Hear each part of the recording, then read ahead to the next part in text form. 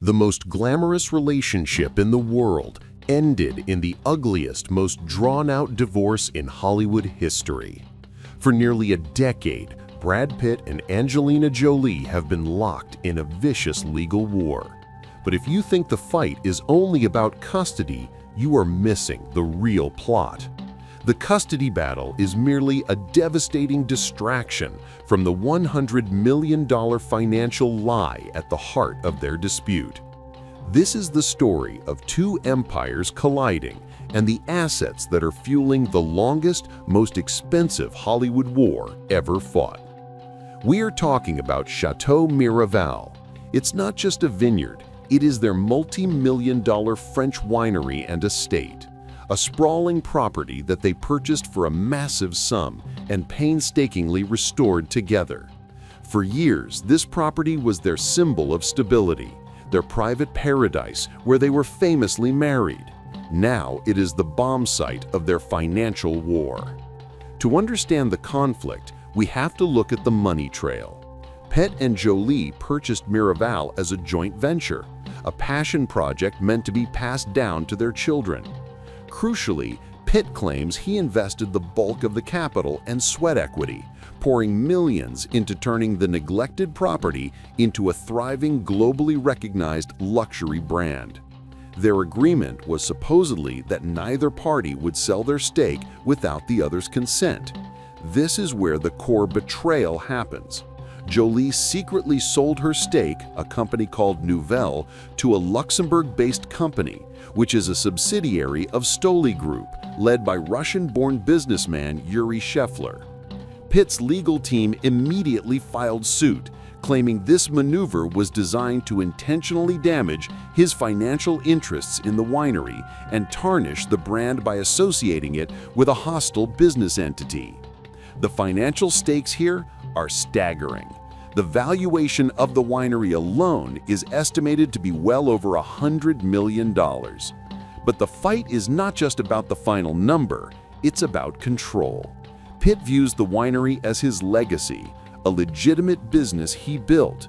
Jolie views it as a joint asset she had every right to liquidate, especially after she accused Pitt of abuse. The sale, from Pitt's perspective, was a malicious financial attack. Now, let's address the smokescreen, the custody battle. Every time one side scores a financial victory regarding Miraval, the other side seems to escalate the custody battle. It's a vicious cycle of legal leverage. Jolie's side continues to push for full custody, alleging various claims regarding Pitt's conduct, while Pitt's team fights back, attempting to expose Jolie's motivations as primarily financially driven and designed to sabotage his career. The media focuses almost exclusively on the children because it's the most emotionally resonant part of the story. It drives headlines and sympathy.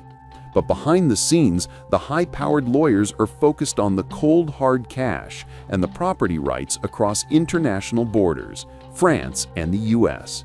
The court filings related to the winery, which are far more complex and voluminous than the custody motions, reveal a deep resentment over who controls the residual wealth and power of their former union.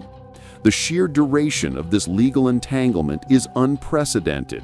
It's not just the lawyers' fees, which are estimated to be tens of millions of dollars collectively, already making this one of Hollywood's most expensive divorces. It's the opportunity cost. Both stars have had major projects delayed or put on hold because of the constant demand for court appearances, depositions, and public relations damage control.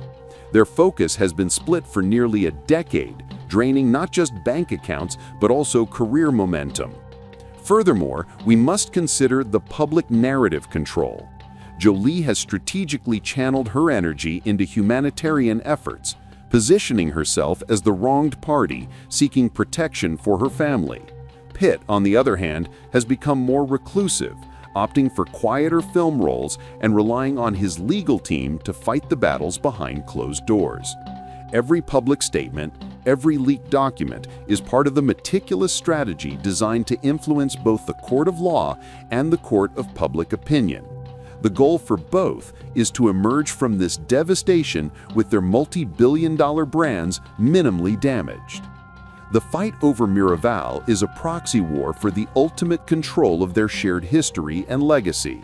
It dictates the terms of their divorce and the timeline of their public reconciliation, if one ever happens.